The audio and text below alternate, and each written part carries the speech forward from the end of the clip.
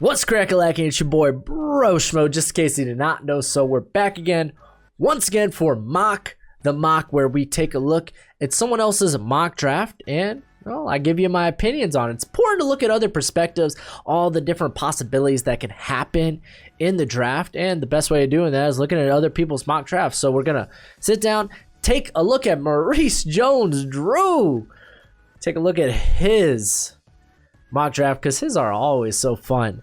And yeah, I'll give you my opinions on it. I'll be a bit more, what's the word? There's going to be a little personality, a little stank in this, but it's all for fun. But I'll give a little realism as well and give, of course, my opinions, my insight, what I think. But go ahead, become a bro and subscribe. Leave a thumbs up if you enjoy the content. Go ahead, let me know what you think about MJD's mock draft. And in the comment section below, of course. Now let's go ahead and do this thing real quick. If you enjoy mock drafts and you want to take part, user versus user in mock draft, bam, code Bro Schmo. Every Monday we do a live stream where we do our own live mock draft, and in Walk the Mock, you can actually pick a team and mock against other users, and that's what we do during our live stream. So if you're interested in that, go ahead and become a premium member at Walk the Mock. The links for that should be in the description below, and you can do a monthly, year, or a year membership, and using code BROSCHMO, all caps, of course, gets you 20% off. So you're welcome. Let's go ahead and get this started. Let's start little Hercules' mock draft here, because oh boy, it's fun. It's fun, dude. All right, Trevor Lawrence, you could chalk it up. We already knew that one was gonna happen. Everyone's gonna be mocking there. I can't wait to see the mock that has Zach Wilson first, but I don't think so. I don't think that's gonna happen. But it's the draft; anything can happen.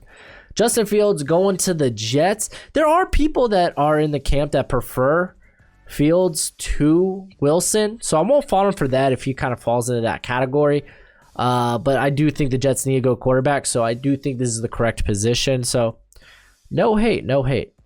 Jamar Chase going to the Dolphins. Hey, they need. I don't fault them. They need playmakers, right? They need playmakers. Goes ahead and grabs on a playmaker. They did just make a move for Isaiah Wilson. Literally cost them nothing. But I don't know. I didn't really have Isaiah Wilson highly regarded last year in the 2020 draft. I really saw him more as a guy that needs to move to guard. So, I mean, I don't know what their plans are for him. We'll see. I wouldn't be opposed to still taking Sewell, but I understand. I'm totally fine with Sewell or Jamar Chase here. The Falcons get Zach Wilson. I love it. If the Falcons can't trade out this pick, I say just go with the quarterback. How often are you going to be in the top 5 and be able to get one of the top quarterbacks off the board? Probably not a lot with Matt Ryan. I think that team's going to be much better next year. So I think it's if they don't trade down, getting a quarterback here is A-okay. So I'm loving it, Maurice. I'm loving it. Penei Sewell going to the Bengals? Of course. Grab your boy protection. It's going to be nice, especially when they get Joe Thuney. The Eagles go Micah Parsons. So they go defense opposed to grabbing a receiver or a quarterback here. I really think they're on pace for a rebuild. I know the Eagles have come out and said they want to move forward with Jalen Hurts. I may not be that high on Hurts, but they did invest a second-round pick. They're going to use next year as kind of a litmus test. There we go. To decide if they really do need to move on and maybe just go, not necessarily move on from Hurts, but pursue and grab more competition for quarterback. And maybe just view Hurts more as a backup, because initially that's why I thought they drafted him, to just kind of be a backup or a high-end utility player as well, kind of like with Taysom Hill. And I mean, Wentz did have the injuries, so there was some history there. If he was going to miss some games, you think Hurts is a guy that could come in and win you some games while Wentz is out. So that's how I viewed the Hurts pick. But yeah, they're going to go with him. They're going to grab a linebacker here. Probably, I don't disagree, man. Micah Parsons is a phenomenal player. Easily, probably one of the best linebackers in this class. Yeah, I'm cool with that. He ran like a 4.41 I was 40. What the heck, dude? It's apparently every prospect in this class is fast. Rashawn Slater's 40 time was nuts too. Detroit Lions, they go Devontae Smith. Since they didn't bring back Kenny Golladay, this one makes a ton of sense. I think they can go receiver if they want here. They could really do whatever here. Carolina Panthers, they go Trey Lance. So Bridgewater, he's a bridge quarterback. It's my opinion. Trey Lance, he probably by far has the biggest upside of any of the quarterback prospects with his just arm strength and his athletic ability.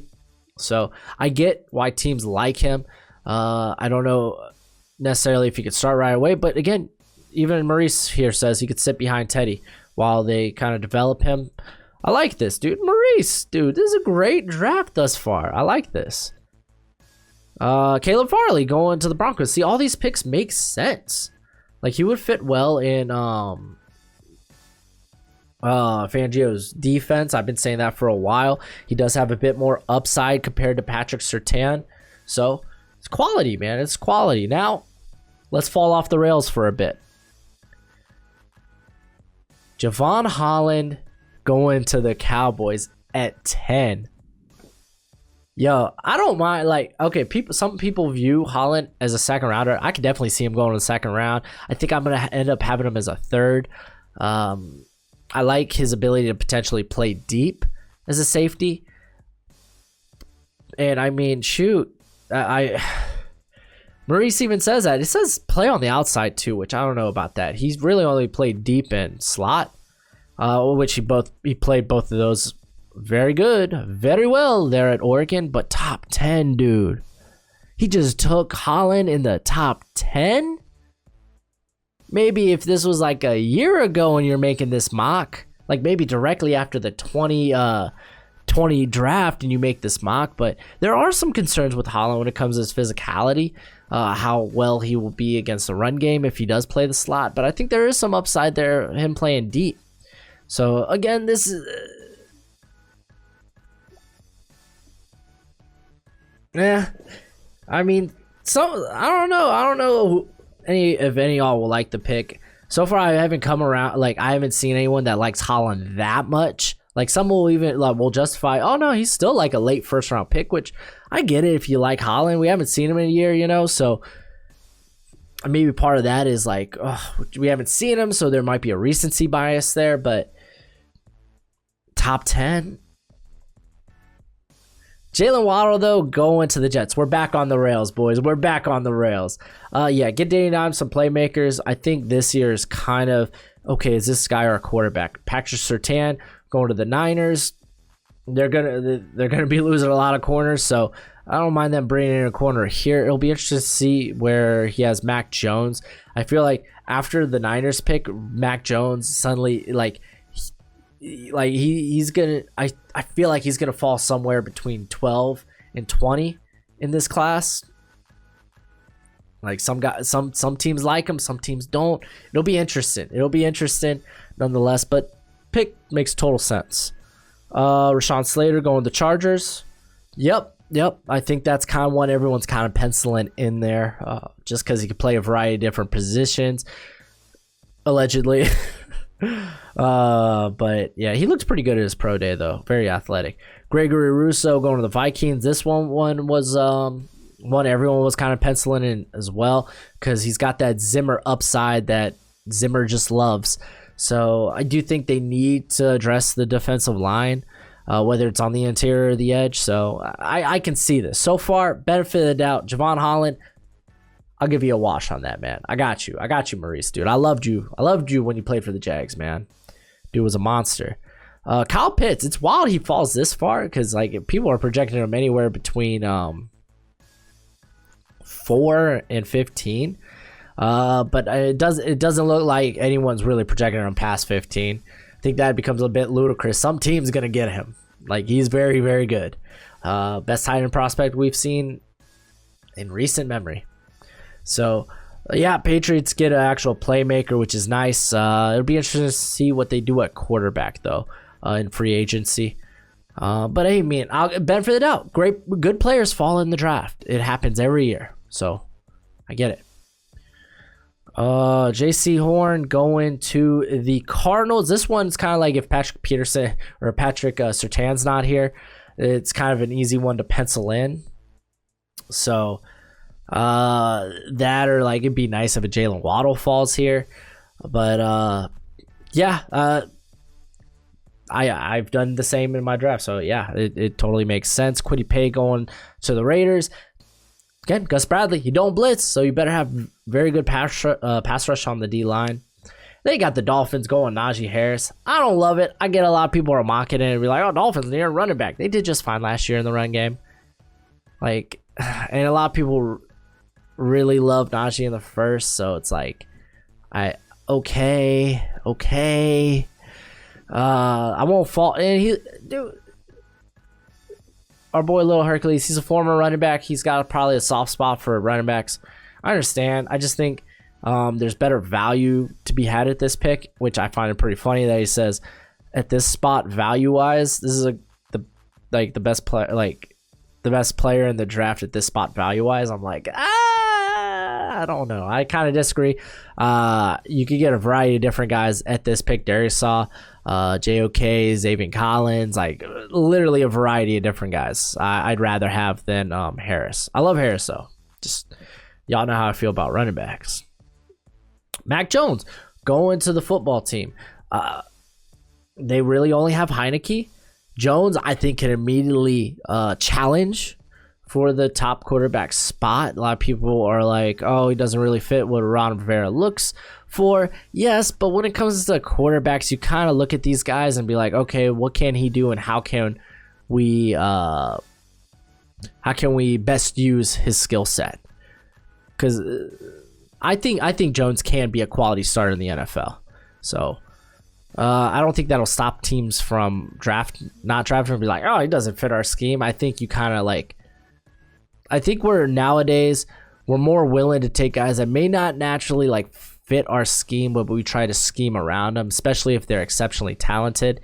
And Jones, he does have a very good arm in terms of how he attacks the underneath and the intermediate. He was, I think, the second most accurate quarterback on passes underneath. First was Justin Fields. So yeah. Wyatt Davis going to the Bears. Interesting. I mean, we just did a live mock draft just the other day where Wyatt Davis went to, was it Washington? It may have been the Bears actually too. So a bit interesting. Some people still have him as their number one guard, which, okay, that's fine. He was coming off a bit of a down year. I was exceptionally high on him before the season, and then he kind of had a second year slump as a starter.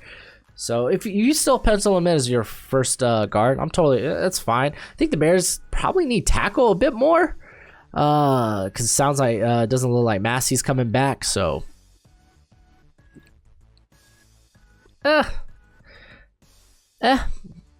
Elijah Vera Tucker though, back to back, so he probably has them fairly close on his rankings. They go with a guard though, because it looks like he thinks Quentin Nelson could slide out to tackle, which is great because Vera Tucker, at USC, he's only played left tackle and left guard. So I'm really not a fan of like moving guys opposite side because it does kind of change things for him.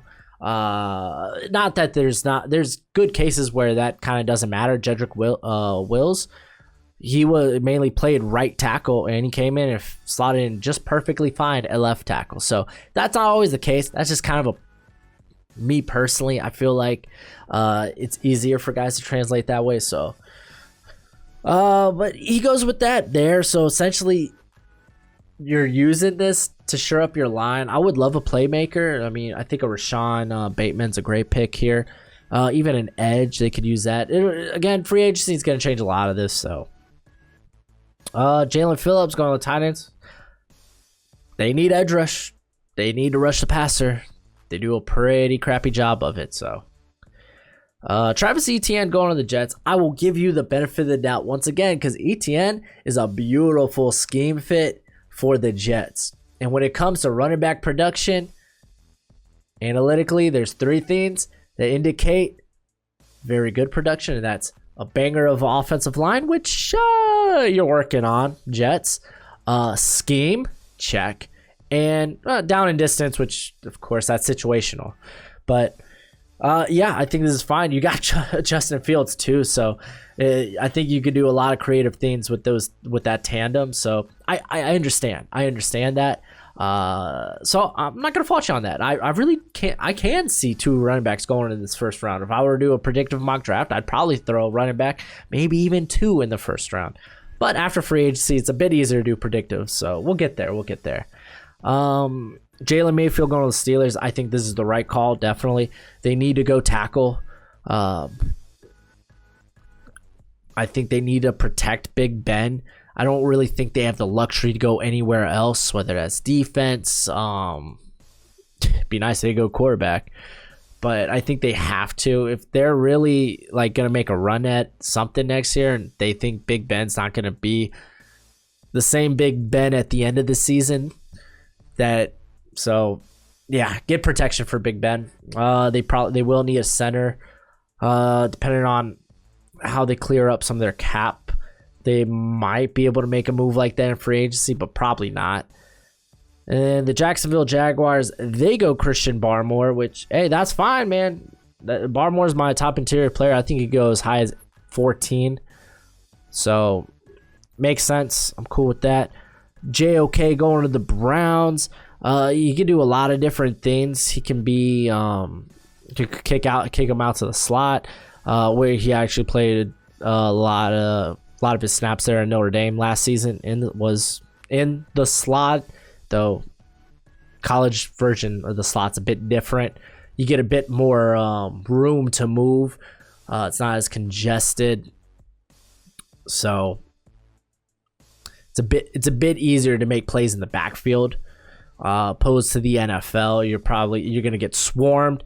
That's one thing I do worry about with JOK. I don't think taking on blocks is going to be his thing. So I'd much rather him maybe more of a coverage, so off ball.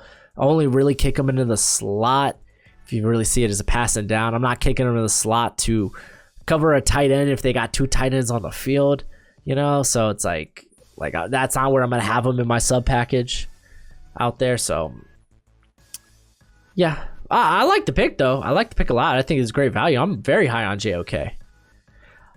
Terrace Marshall going to Baltimore. A lot of people are mocking this. They're like, yeah, Teddy Nee's just a big receiver. And he's got some great speed too. A bit unpolished, but that's fine. That's fine. This guy could develop very nicely. It's just I don't think what the Ravens need. Really, I mean, you can't really address tackle yet until Orlando Brown is gone. So as of right now, you have a starter at right tackle. You know what I'm saying? So it's a bit hard to project these things. So I don't know. I'll give him this. It's a different type of receiver opposed to like Hollywood, Dever Duvernay, the rest of their receiving core. So you get a bigger body for Lamar to throw to. Honestly, dude, if Rashad Bateman, which he's still on the board here, I believe, was here, I take him over Marshall because I would be looking for a guy that could probably attack the intermediate, maybe even underneath a bit better. Bateman, way more polished route runner. For me, I think Marshall, at least early in his career, he's going to be more of a deep threat. And out of starting quarterbacks the last couple of years, Lamar Jackson's been the most inaccurate downfield. So I don't know how much this makes the team better. Trevon Merrick, this was before the franchise tag in of Marcus Williams. Benefit of the doubt, something I've been mocking as well, so I got you. Green Bay Packers, Kadarius Toney, man, I kind of like this. I like this actually a lot. Grabbing another weapon, I think they totally could do this. Rondale Moore, you kind of get a Randall Cobb-esque player in this, so I like this. I like this a lot. This was a good one. Javonte Williams going to the Buffalo Bills. I don't know. And I don't know how Bills fans could get on this. Like, Bills fans try to justify running back in the first round. so much in my comment section. Like, I can't even respond to it. I'm like, I'm done. I'm literally copying and pasting the same argument. I can't do it. It's hard enough to go through the comment section now, man. Y'all be, it's a lot. It's a lot. But, I love Javonte Williams, man. 3 running backs in the first round ain't happening. It ain't happening. That's not how I get down. It's one of the least valuable positions on the roster, if not the. We talked about earlier in the video what really indicates what's indicative of production at the running back position. We've seen it in the NFL. That's why there's analytical data that supports that. You have Zach Moss. You have Devin Singletary. I think those guys are fine. Especially Zach Moss. I was a big Zach Moss guy last year. I think with Williams gone, you need tackle. You could go guard. You could go edge. You could go interior. You could go linebacker. You could go corner. 6 other positions I'd rather them go than running back. I'm not gonna go into them too much because I'm a big fan. But I don't like this at all. A lot of people are mocking this, and it makes no sense to me. Unless you don't want to get better as a team. It makes no sense. Tevin Jenkins going to Kansas City totally makes sense. Mitchell Schwartz, back surgery, kind of a big deal. Depth was a huge issue on the offensive line. I know they're going to get some guys back next year from injury and from opting out. But I'd still rather try to improve that part of the offense, that part of the team in general. So just give your boy some time. Xavier Collins is interesting going to the Buccaneers. I like it. I kind of like it. I mean, because you could do a lot of different things with him. I think it's real fun.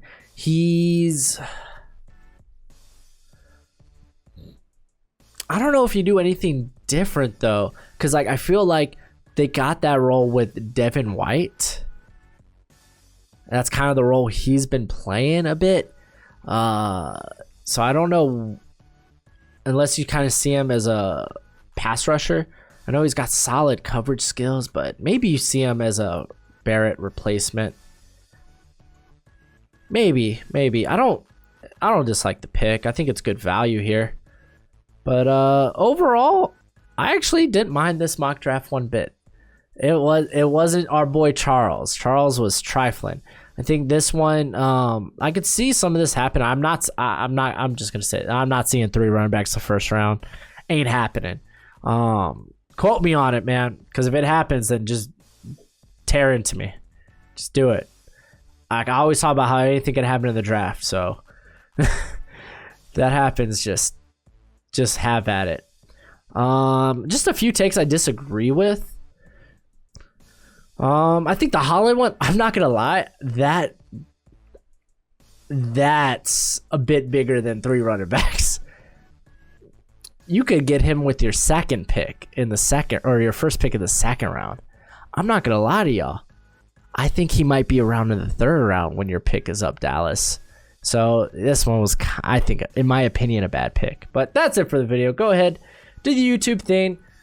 Let me know what you think of our boy Maurice Drew Jones's mock draft here. And until next time, you be easy, my friends. Later.